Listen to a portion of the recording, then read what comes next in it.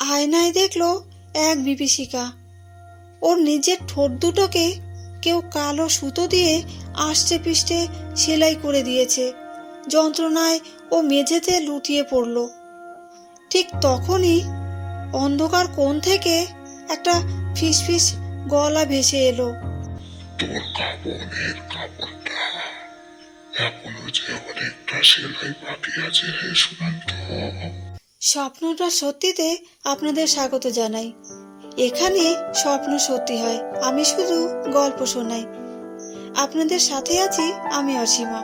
চলুন তবে স্বপ্নের দুনিয়ায় প্রবেশ করি। 91 নম্বর এপিসোডে আজকের গল্প নিশাচর দর্জি।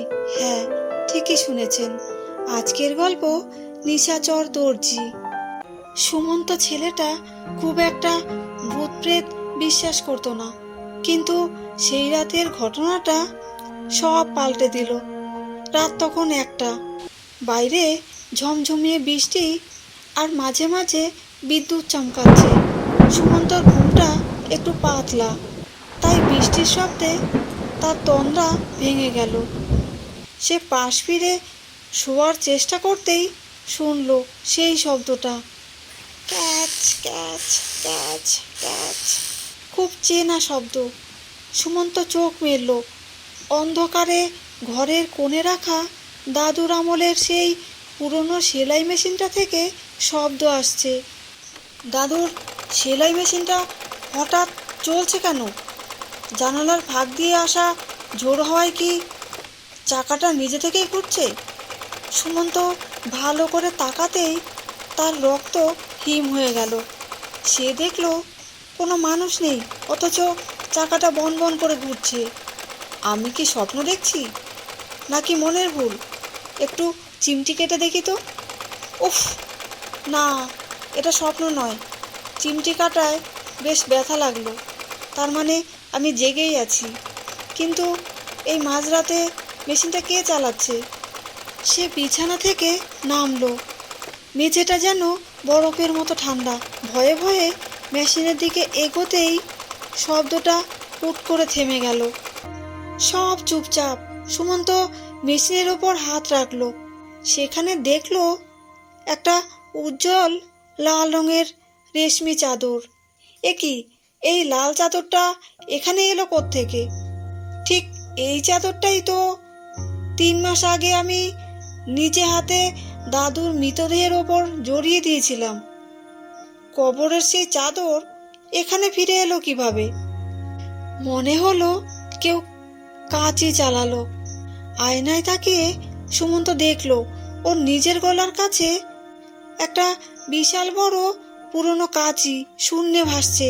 ও চিৎকার করতে চাইলো, কিন্তু দেখলো মুখ খুলছে না। আয়নায় ও দেখলো এক বিভীষিকা। ওর নিজের ঠোঁট দুটোকে কেউ কালো সুতো দিয়ে আষ্টে পিষ্টে সেলাই করে দিয়েছে। সুতোগুলো মাংস ভেদ করে ভেতরে ঢুকে যাচ্ছে। যন্ত্রণায় ও মেঝেতে লুটিয়ে পড়ল। ঠিক তখন অন্ধকার কোণ থেকে একটা ফিসফিস গলা ভেসে এলো। বাবাটা অস্থির হচ্ছে সুমন্ত।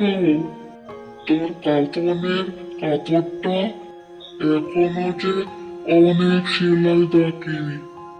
এটা শেষ না হলে তো তোকে আমার কাছে নিয়ে যেতে পারছি না। ভোরের দিকে পাড়ার লোক দরজা ভেঙে ঘরে ঢুকলো। ঘরটা একদম পরিষ্কার, কিন্তু সুমন্ত নেই।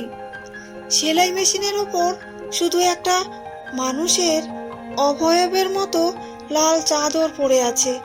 চাদরটার ভেতরে কোনো রক্ত মাংস ছিল না, ছিল শুধু হাড়ের কঙ্কাল।